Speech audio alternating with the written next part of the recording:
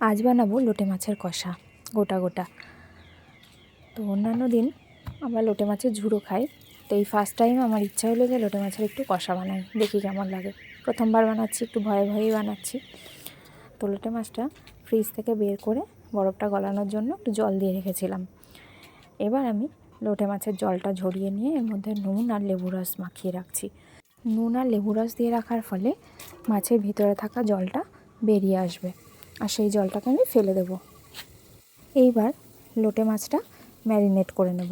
ম্যারিনেশনের জন্য আমি নিয়েছি 4 চামচ মতো কর্নফ্লাওয়ার, তার সঙ্গে নিয়েছি কিছুটা হলুদ, পরিমাণ মতো লঙ্কার গুঁড়ো, আর ধনে পাতা আর পুদিনা পাতার পেস্ট, আর নেব আদা, রসুন, কাঁচা লঙ্কা আর পেঁয়াজের পেস্ট। সবটা ভালো করে মাখিয়ে নিয়ে আধা ঘন্টার জন্য রেখে দেব। আপনারা চাইলে এর মধ্যে একটা ডিম ফেটিয়েও দিতে পারেন। আমি আধ ঘন্টা সময় পাইনি, 10 মিনিট মতো ম্যারিনেট করে রেখেছিলাম। তো তারপর কড়াইতে তেল গরম করে ঠিক যেভাবে আমরা চিলি চিকেনটাকে ভাজি সেইভাবে মাছগুলোকে ভেজে নেব। সব কটা লোটে মাছ ভেজে তুলে নিয়েছি। তো আপনারা চাইলে এইভাবে পকোড়া বানিয়েও খেতে পারেন সস দিয়ে, বেশ ভালো লাগে খেতে। আর ভয় নেই, এই যে ভেজে তুলে নিয়েছি, সবটা গোটা গোটাই আছে। যেটার ভয় পাচ্ছিলাম সেই ভয়টা কেটে গেছে।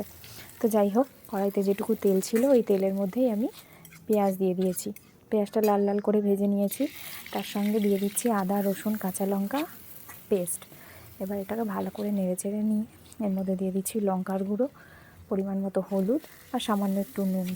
মাছের মধ্যে আগে থেকে নুন দেওয়া ছিল। এরপর মশলাটা ভালো করে কষিয়ে নিয়ে দিয়ে দেবো টমেটো সস। আজকে আর টমেটো ঘরে নেই, ওই জন্য টমেটো সস দিচ্ছি। আর এর সঙ্গে যদি ধনেপাতা দেওয়া যেত আরও বেশি টেস্টি হতো।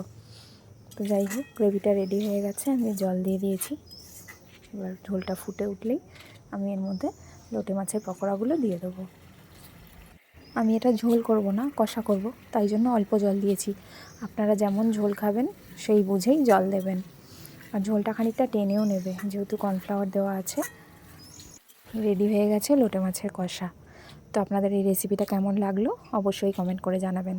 আর আমার রেসিপিগুলো যদি ভালো লেগে থাকে তাহলে লাইক শেয়ার করে দেবেন। আজকে আসি, দেখা হবে নতুন কোনো ভিডিওতে, আসবো নতুন কোনো রেসিপি নিয়ে।